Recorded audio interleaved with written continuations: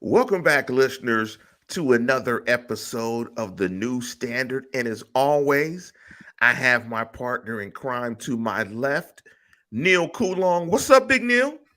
Oh boy, Lance. We've reached a new low here. I'm doing well. I don't think most Steelers fans are doing well, but in the grand scheme of things, we've seen this before. We knew this was coming. It was actually worse than I thought that it would be, but at the very least, there are no positive takeaways from this one.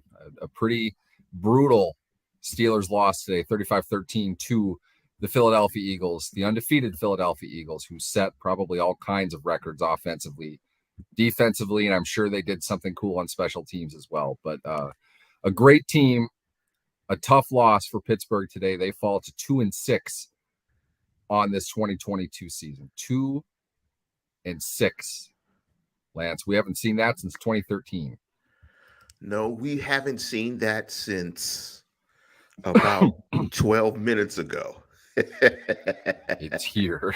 It is It's on here. us. It's Landed now. right on our face. It is on us. You know what?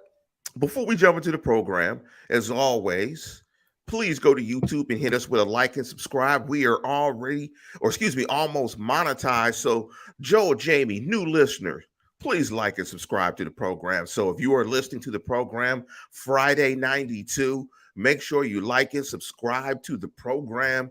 We need to get monetized before the bye week. So, that could be the happy thing going into Steeler Nation news is will be monetized hopefully by the bye week. Also, if you want to listen to the show on a podcast reader or feeder, uh, just go to your podcast feeder, go to Spotify, Apple, Google Pods, and do a search for the New Standard and Lance Williams or Steelers, or the New Standard, Lance Williams, Neil Coulong, Steelers, some combination of the three.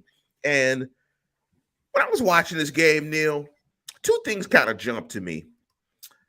What Melvin said, boy, do the Steelers suck, and they did absolutely nothing right today. So I'm going to take half of that phrase, and I'm going to say, wow, the Steelers really suck. But we knew that coming into the game. If you did not know that coming into the game, you definitely did not listen to this show, and shame on you. And please listen to the New Standard, like and subscribe. The reality is such that they're a treading football team, aka sexy tanking. They're just not good. They're in a transition of becoming what they're going to be in the future. And if you need a reference as to what a Super Bowl contending team looks like, the Steelers have given you a glimpse of two of those teams, both in the AFC and the NFC. Philadelphia is a team, particularly with the acquisition of Robert Quinn, that is good enough to compete for a Super Bowl. And they're going to have to be, because Dallas absolutely destroyed the Bears tonight. And you're going to have to play ball to win that division because the Giants are winning as well. That's a championship competing. That's a Super Bowl contending team. You want to know what another Super Bowl contending team is that they played this year? The Buffalo Bills. So they've played two teams that, if you were to put a gun to my head and say have a realistic chance to compete for a Super Bowl title this year, it's those two teams. That's what it looks like. So I just want to kind of reset what you guys are thinking about when you're watching these games and you're watching a team and saying, oh, yeah, we're good, we're this, we're that, we got weapons, we're competing for it. No, the Steelers aren't competing for a championship. Those teams are competing for a championship. Good teams, great teams, teams that are legitimate contenders do what the Eagles and the Bills did to the Steelers.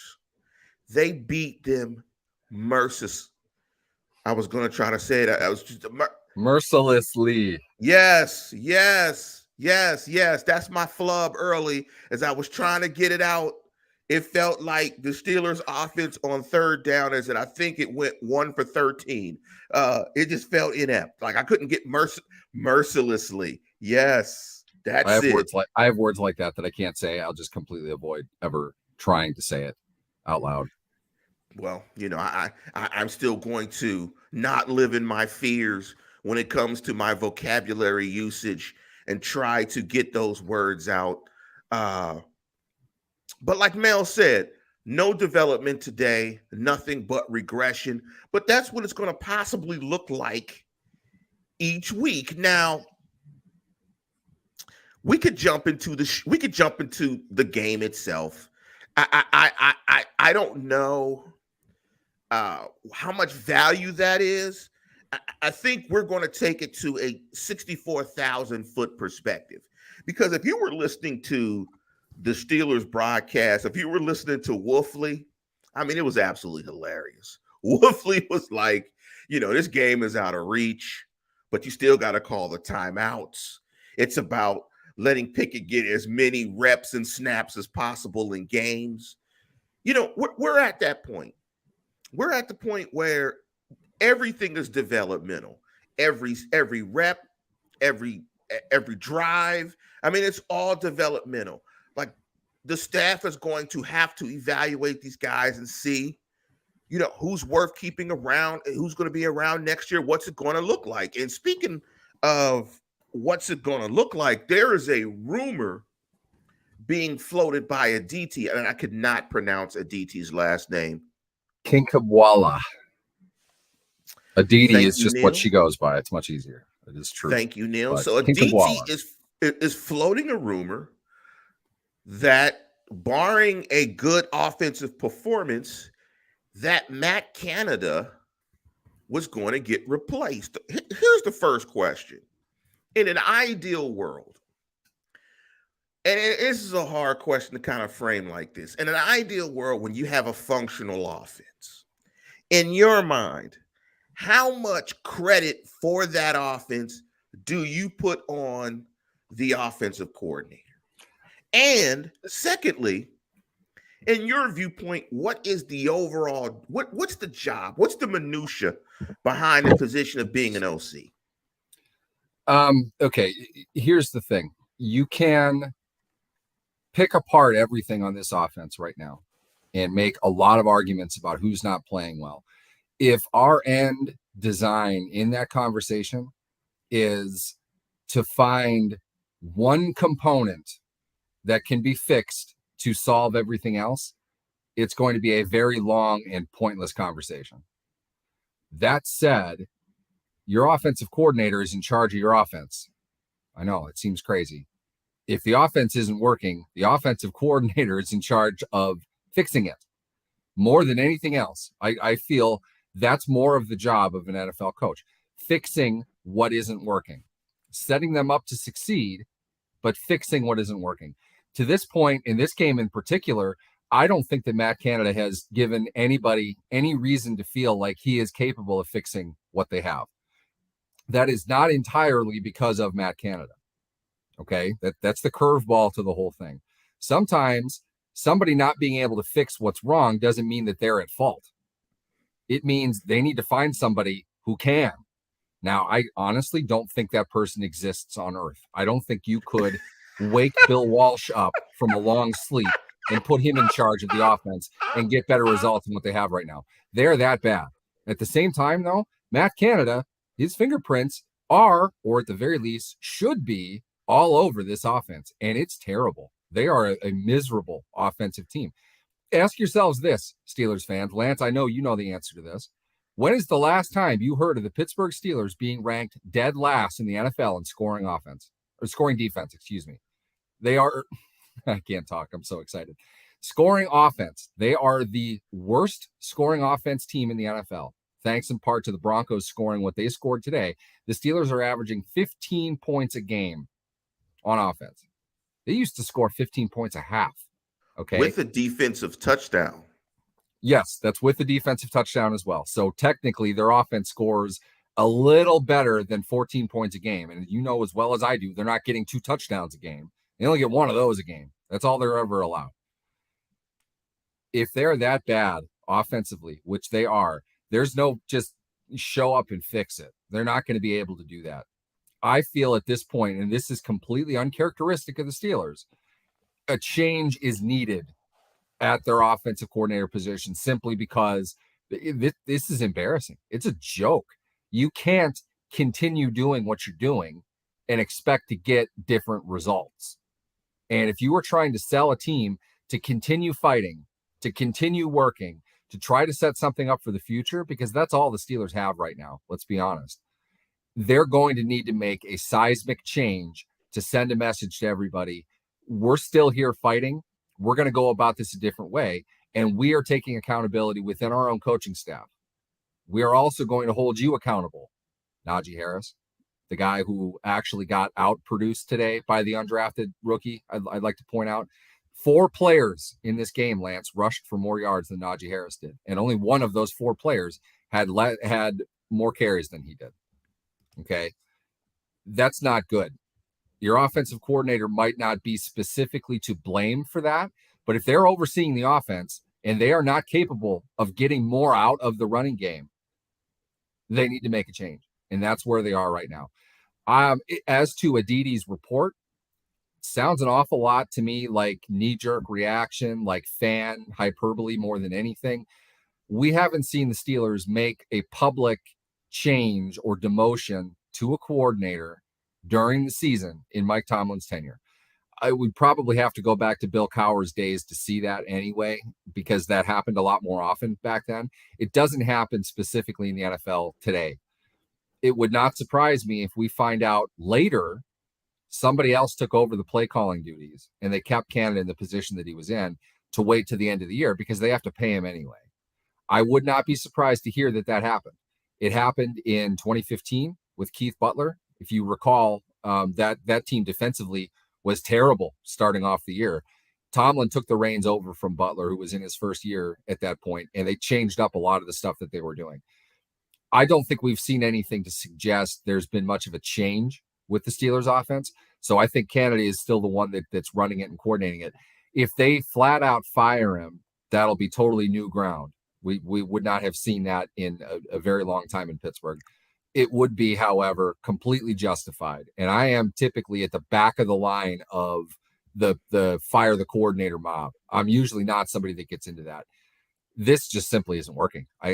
There's no other way to explain it. They are a terrible offensive team. It is as bad as it seems.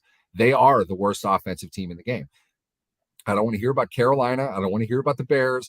Pittsburgh is the worst offensive team in the game. And if you don't want to do something about that, fine. But you know as well as I do, Matt Canada is not coming back next season. So do you want to just get on with it? Give Mike Sullivan a shot? Because I'm betting that that's the guy they're going to go with anyway.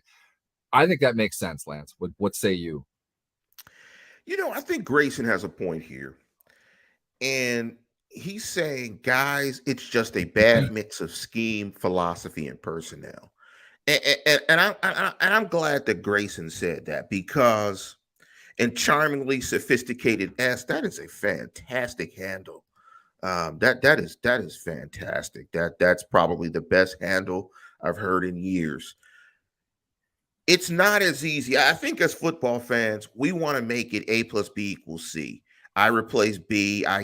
We want to make the solution to the problem very linear, uh, very absolute, very easy. Unfortunately, when you're choreographing 11 people, it's not going to be that simple. It's going to be a mix of personnel. It's going to be a mix of coaching. It's going to be a mix of scheme, like Grayson said. Now, for me, I try to keep it simple in terms of how I look at it. The ultimate measure, I think, of an offensive coordinator is, the points you put on a board. You could be a bad coordinator. You can call bad stuff that really doesn't get open. But you could have better jocks, better Joes, whatever, jocks and Joes than the other team, and guys just beat guys physically, and it works. You could just be your personnel could be so great. You don't have to be Bill Walsh to coordinate an offense. You guys are just good. You got a great quarterback, you got a great O-line, you got great receivers, you got a great running back. Sometimes good coaching is getting out of the way. Sometimes it's not complicating it. So it's this delicate mix. Ultimately, it's about points. Now, the Steelers don't score points. And when we do every prediction for every game, I always predict the score below 20 points because I've asked Neil every single week on every show, can they score 20 points? Neil succinctly says, No. bingo. And so, And then they back me up every week. It's great. so it's Making a like lot of money on this. if you want an offense that wants to score points, clearly you have to make a change for Matt Canada. But here's the point that I want to get to, and this is the next question I want to ask you, Neil, because I don't care whether they do it tomorrow, in 5 minutes, at the end of the season. I think more 5 minutes importantly, is good for me. what we have to ask, and you keep saying Mike Sullivan, Viper 7290 says, bring back Todd Haley. I'm going to say it right now. If they hire Mike Sullivan, I'm going to just get out in front of it and say it's going to be a train wreck next year. If you hire Mike Sullivan, you're saying that it's not philosophy. It's not all that other stuff. It's just the actual guy. It's just Matt Canada. It's the candidate, not what the candidate believes or his philosophy. It's just the candidate. Put a prettier guy in the position and it'll all work itself out. So long-winded, in a long-winded way, I'm getting to this question. How many of you feel, and I want you to address it, and I want you guys to speak to it in the chat, do you feel Mike Tomlin is capable of hiring an offensive coordinator that's halfway decent? Like my question is this staff, is Tomlin good enough to hire a good enough coordinator? And more than that, and you can speak to both, is he the guy, is his staff going to be good enough to develop Kenny Pickett? I mean, those are the questions that you have to ask. I mean, this guy hired Matt Canada. You know, he hired Matt Canada. To this point, from what I've seen of Kenny Pickett, I'm not sure anybody's going to be able to develop him. It's not a coaching issue. He's just not very good. They've got an uphill climb with that, but certainly that has to be the focus of their attention if they're looking for somebody to coordinate the offense. Now, the coordinator is not the direct position coach of a player in most cases. Sometimes the Steelers have had the wisdom of the past of having the coordinator be the quarterback's coach as well, and it really just kind of became Ben's servant more than anything else. They obviously want to avoid that problem. Sullivan carries with him the stigma of exactly what they've done with the last two offensive coordinators, who I think it is reasonable to say fell way shorter than the one that came before them, the two that came before them, if you want to look at it that way. I took a lot of heat back in the day in regards to my support for Todd Haley and the offense that he ran. I understand there is a difference between the talent level today versus what it was back in 2014, 2015. But Todd Haley helped craft and guide what they had. He didn't just go out and do everything that he wanted to do only. He built everything around the players that he had, and he had some good players. It doesn't seem that either it did not seem, and it doesn't seem that Randy Fichtner nor Matt Canada have a whole lot of diversity in what they do. And at the same time, they are stymied quite a bit by the fact that they've had a bad offensive line. They have not gotten much on their investment in those positions. It seems to me anyway, the receivers this season are regressing. They're worse than they have been. And their running game is terrible, talent-wise. Okay, so if they don't have a whole lot of talent to work with, it's hard to come up and make hay with something that isn't good. I get that. It doesn't excuse you from averaging 15 points a game. Mike Sullivan is 14. Front row center to that dumpster fire. To suggest he should take over, not entirely sure that's a great idea, but I will say this. If you want Mike Sullivan to do it, and you want not the public to weigh in on it, but you want to justify the possibility of having him be your long-term coordinator, you fire Matt Canada, because Mike Sullivan is the only guy that's going to be able to take over right now. Okay. I don't think we're being serious about the idea of actually hiring Todd Haley, but They're not going to be able to bring him in tomorrow. They need somebody who's on staff who knows what's going on already. And the season's a wash anyway. I mean, there's not really anything they're going to be able to do. They can work to continue to improve. If Sullivan shows he's up to that challenge, then you might have your answer with that. Or if he doesn't, you tried, done. Maybe it doesn't need to be get rid of him. Maybe they can move him back to the quarterback's coach and move on. I don't know, but they can answer that question. The thing that is preventing them from doing that is the presence of Matt Canada. Are they going to do something about him or not? I honestly, all history says no. All logic says yes. Sometimes the Steelers go one way or another. They're kind of hard to predict in that way. My gut is at this point now, it's that bad. They need to do something, and it's going to have to start there. Even up to a point where, I don't know how much more we need to see of Kenny Pickett. He clearly can't play. He's not good enough. Najee Harris is not good enough. They have backups who are at minimum better than the two of them. Their offensive line isn't particularly good. At this point now, Lance, you have to try something. You have to at least work on something for the sake of the future. What they're continuing to do clearly is not producing results. It can't be what they're hoping to do next year. So what are you saving it for? I don't understand. The stuff that you put down on film now isn't making a difference. You can't execute anything. Your quarterback turns the ball over one every 20 times he has an action with it. All of these are really, really bad things, and they're destroying the offense, and they're destroying their ability to win games. When you assume things, and I hate this phrase, when you make an assumption, you make an ass out of you and me. Like that. Like I hate that, but I love a little to say too it, hallmarky, right? Like I love to say that. And Mr. Tummy, big up to Mr. Tummy.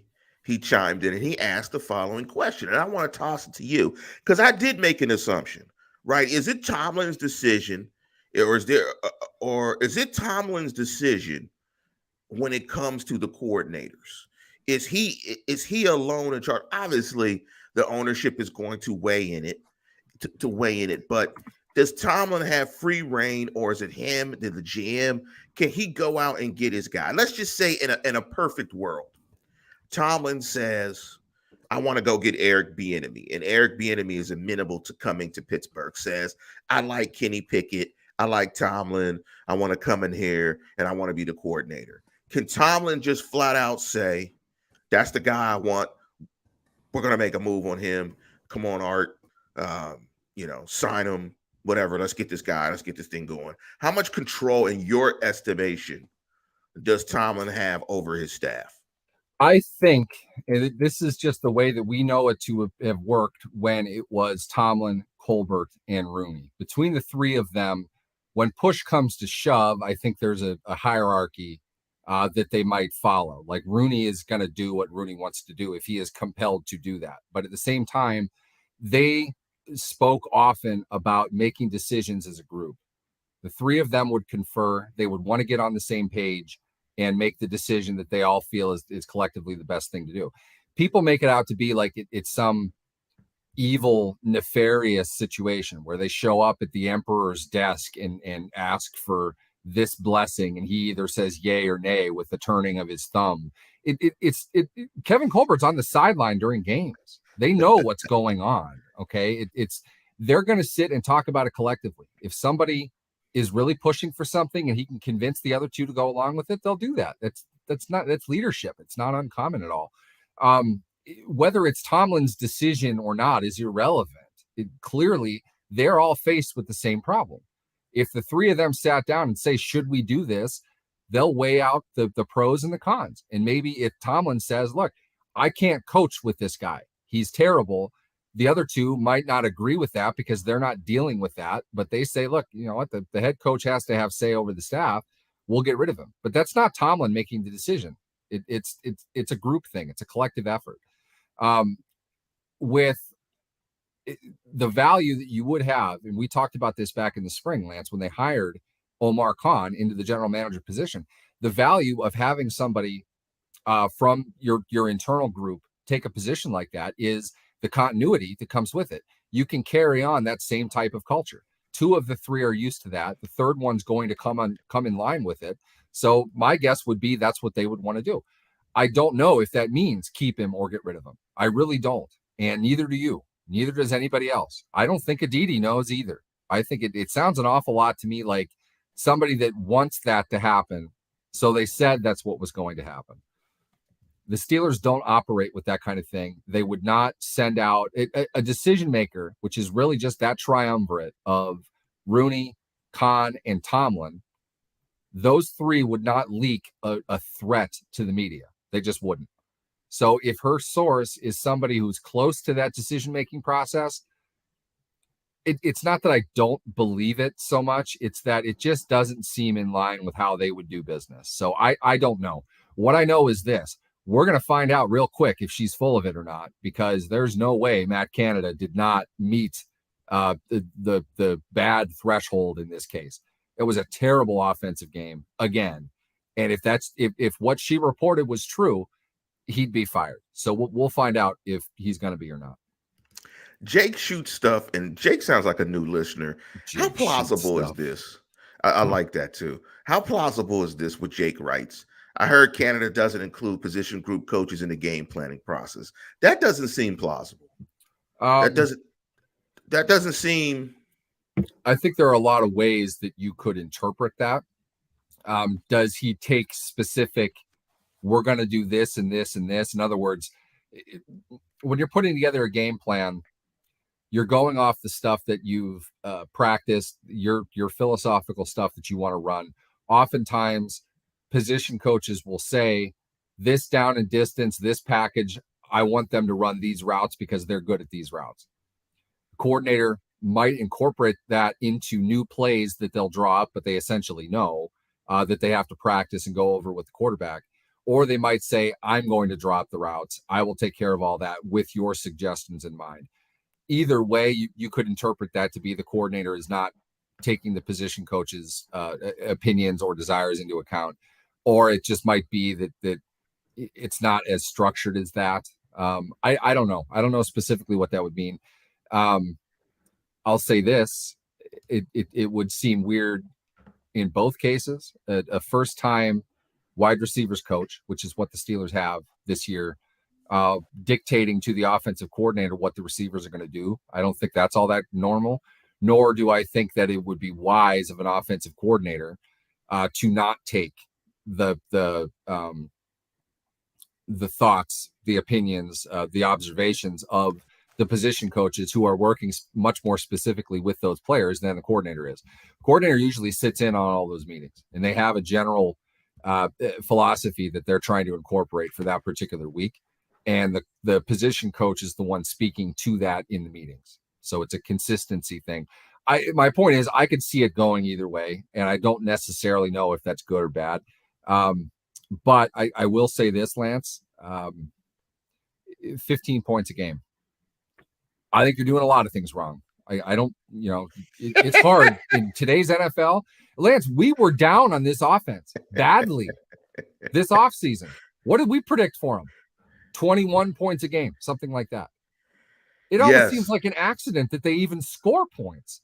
They're horrendous. How many yards do they have today? Couldn't have been. And I'm laughing in terms of how many yards do they have today? 50 yards. How many yards do they have today as a team? Let me look at the game book. They had 300 on the nose. 315 would be my guess. Okay. They had 300 on the nose. And they ran 70 plays. This is the same. It's the same game as Buffalo. It's the same game. They were good on fourth down, though. 70 plays. They averaged 4.3 yards a play. This is just miserable.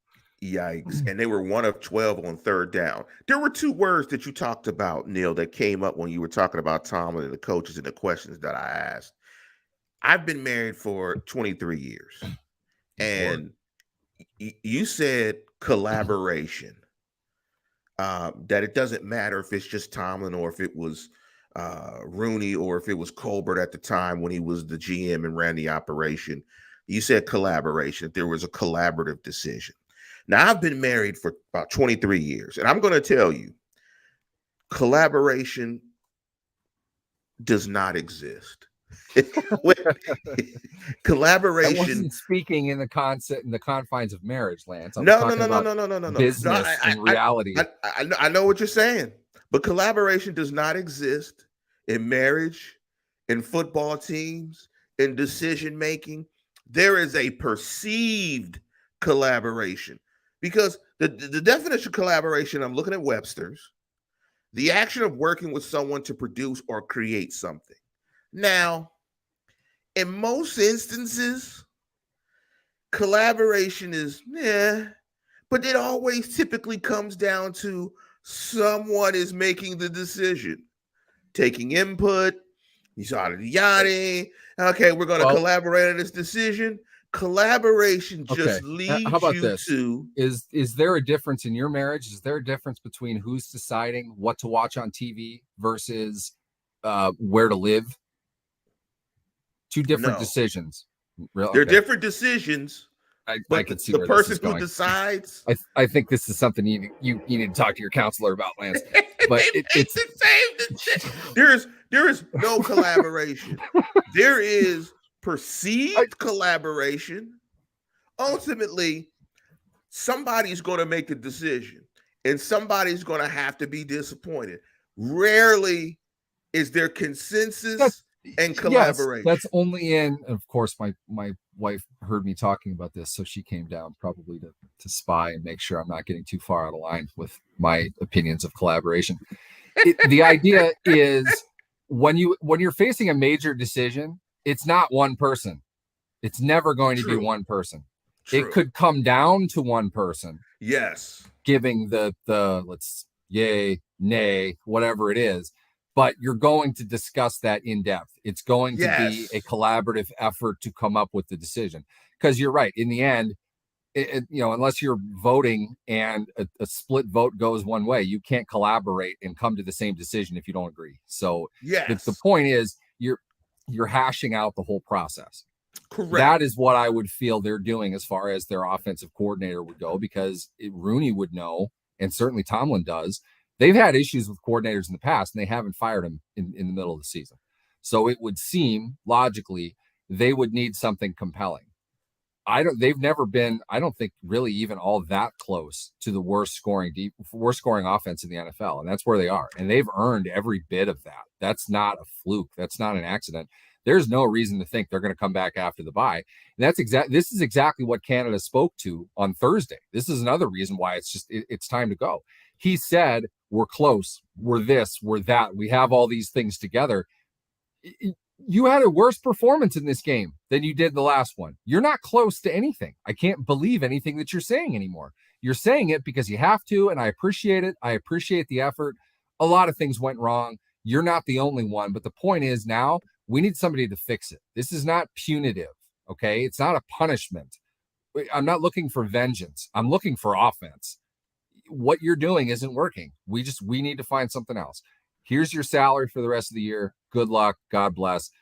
Sullivan's going to take over, and we'll see if he's worth keeping after this season. Now, speaking to Sullivan, in this podcast, I should title it The Killer C's: Continuity, Compelling, and Consistency, and Collaboration. All these C's. Here's another killer C word: continuity. And that's what every Steeler fan in Steeler Nation should be afraid of. This offense stinks. And you said it so astutely. Sullivan is part of this offense stinking.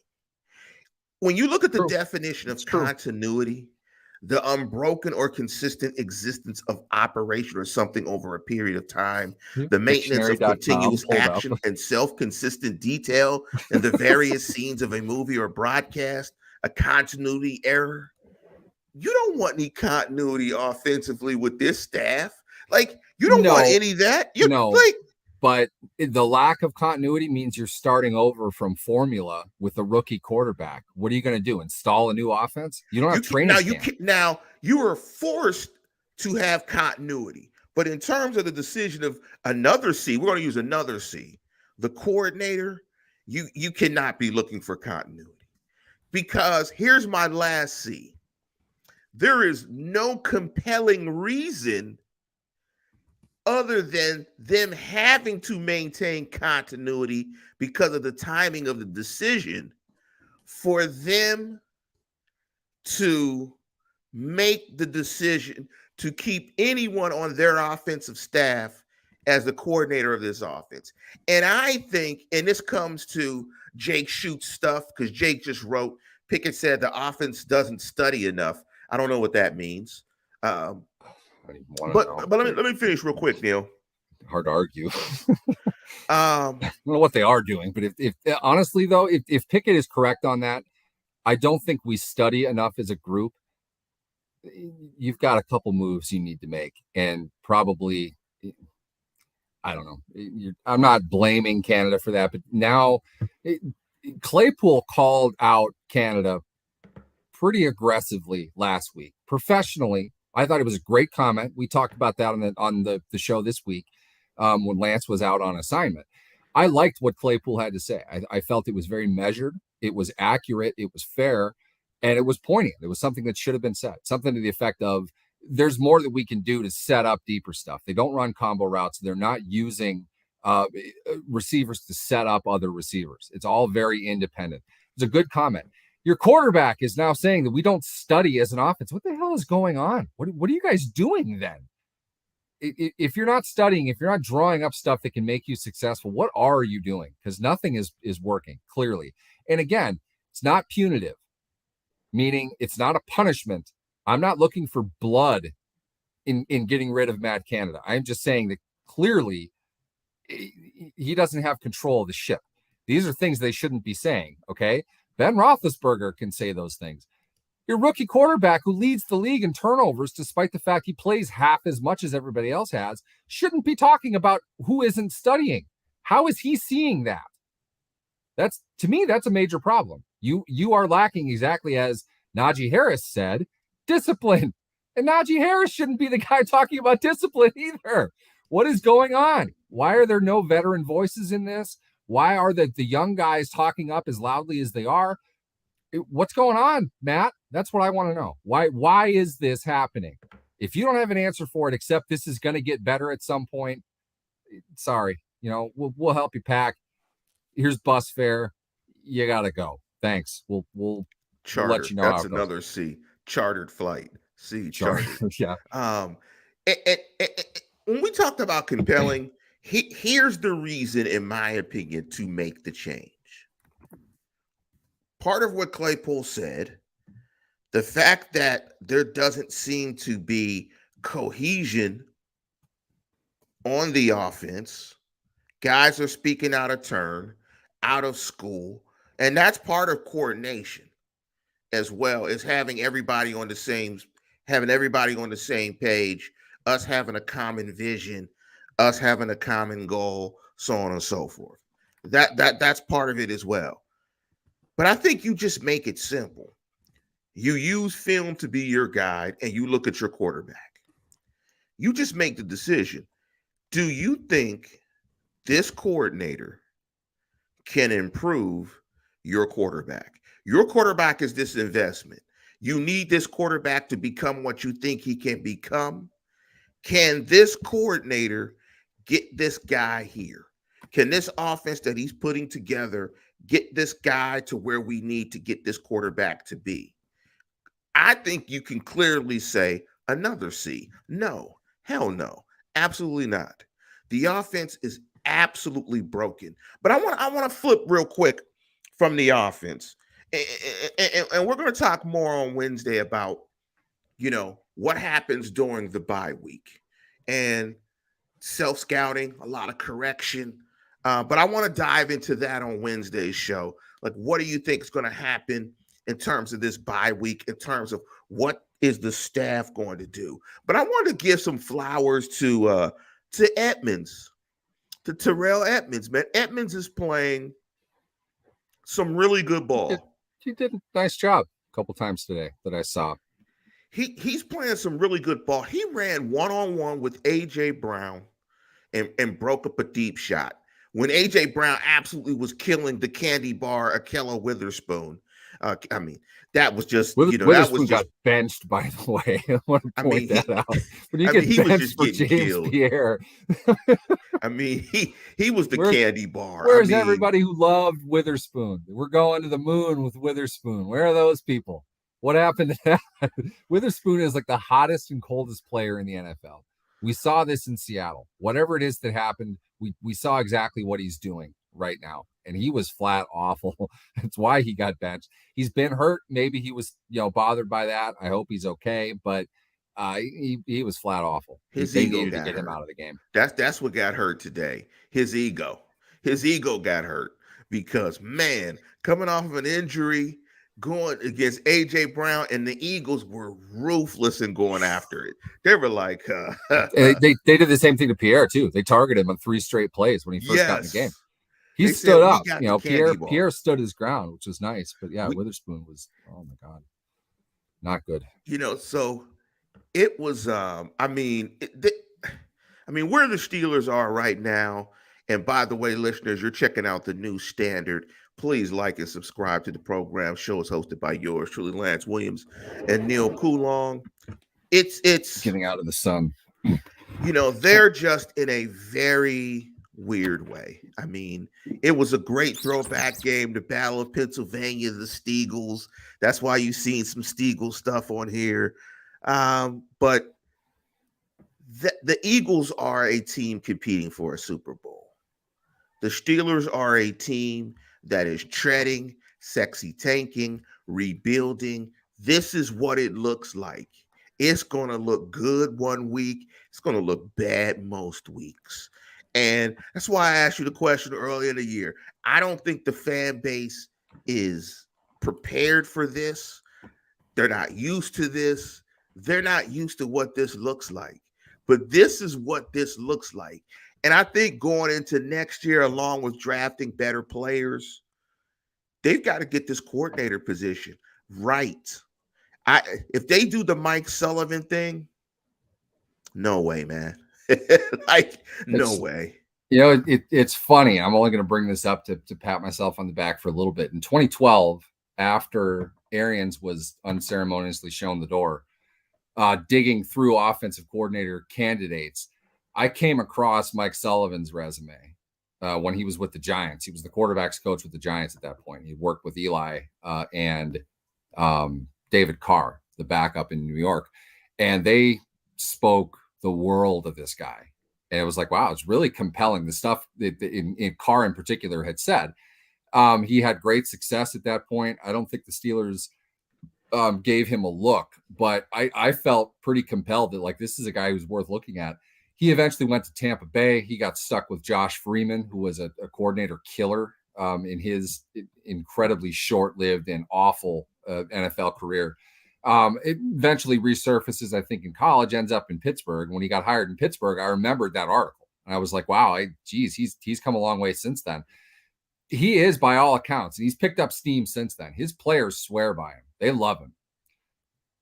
We can't ignore the fact that the last 2 offensive coordinators the Steelers hired were the team's quarterback's coach before the coordinator got fired, and then they got promoted into the job. It's almost like they're hiring the quarterback's coach to get used to what they want for 2 years as like an intern to graduate into the coordinator position after that. I can't ignore that, to the point where if we are seriously going to talk about making a change at coordinator, they would have the perfect candidate by their process already lined up. It almost seems like that would be compelling for them to do that. They would want to make this move because this is what they've kind of wanted all along.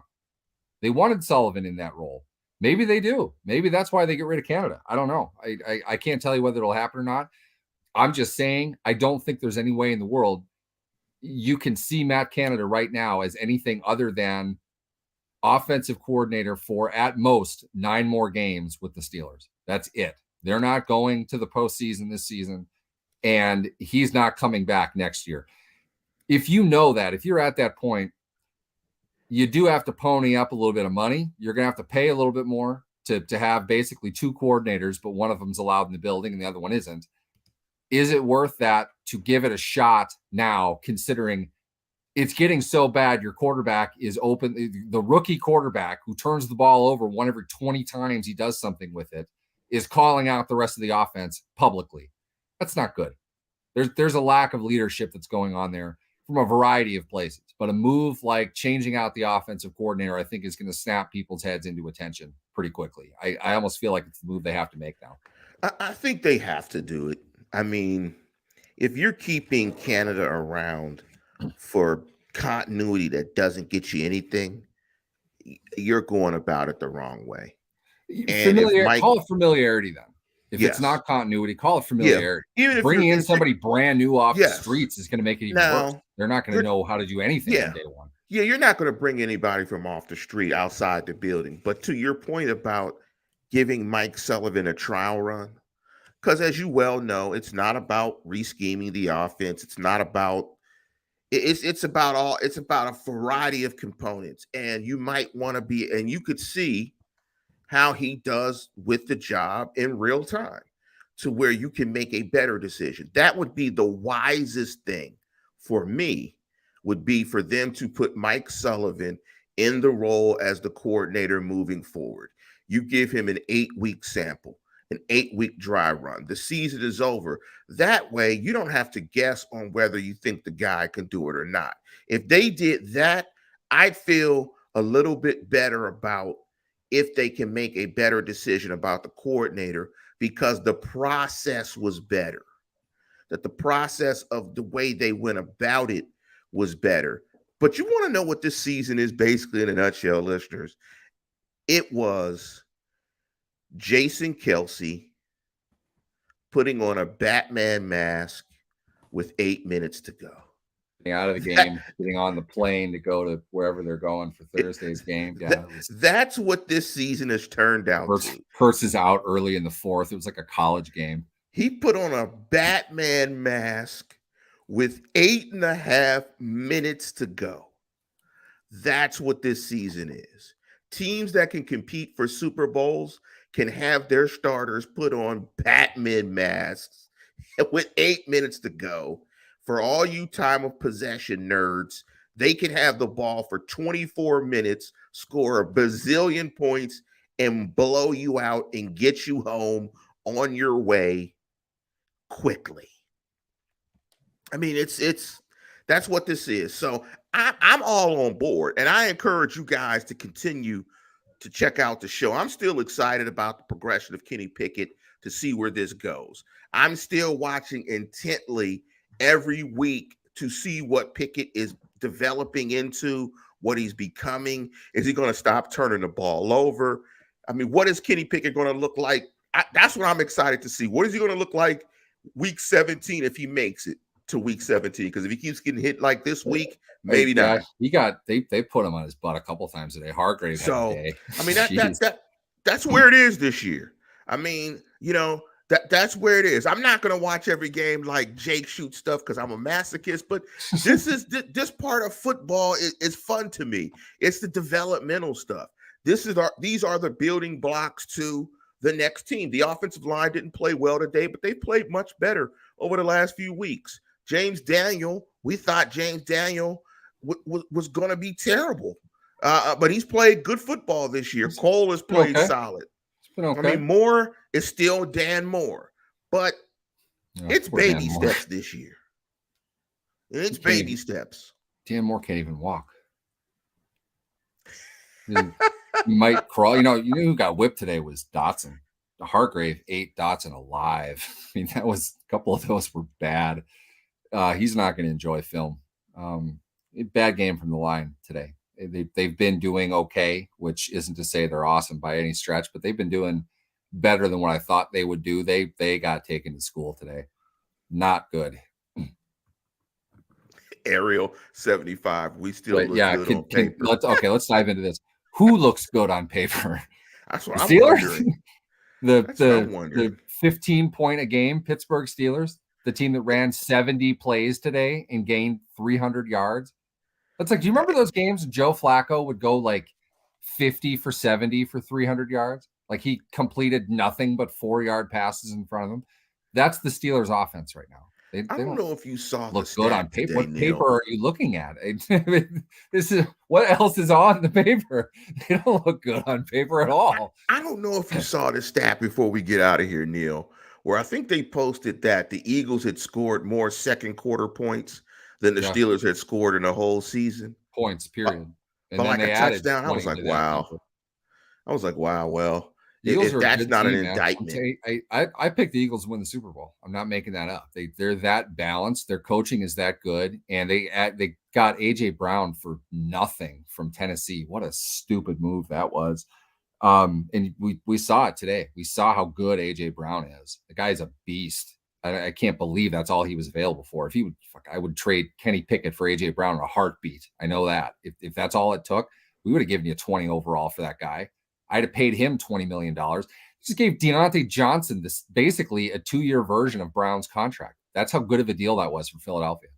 Just like one team's rising, one team isn't in the state of Pennsylvania. I think we know the answer to that question today. That's for sure. Absolutely. So, listeners, make sure you stay tuned because we will be bringing you something on Wednesday. Not sure. I'll check with you, Neil. Not sure about anything on Sunday because there is no game. I think we need a break too, just like the players need a break. So, I'm not sure we're going to bring you anything on Sunday because there's this no is game. my break. But we'll definitely jump into something for you on Wednesday. I really want to dive into the mechanics of the bye week and what is going on at that time and what the coaches are doing in terms of how they're evaluating themselves and self-scouting and what that could possibly look like on the other side of the bye. But with that, we're going to go ahead and conclude the show. And as always, tune in, tell a friend, and grab a Iron City beer. We're out of here.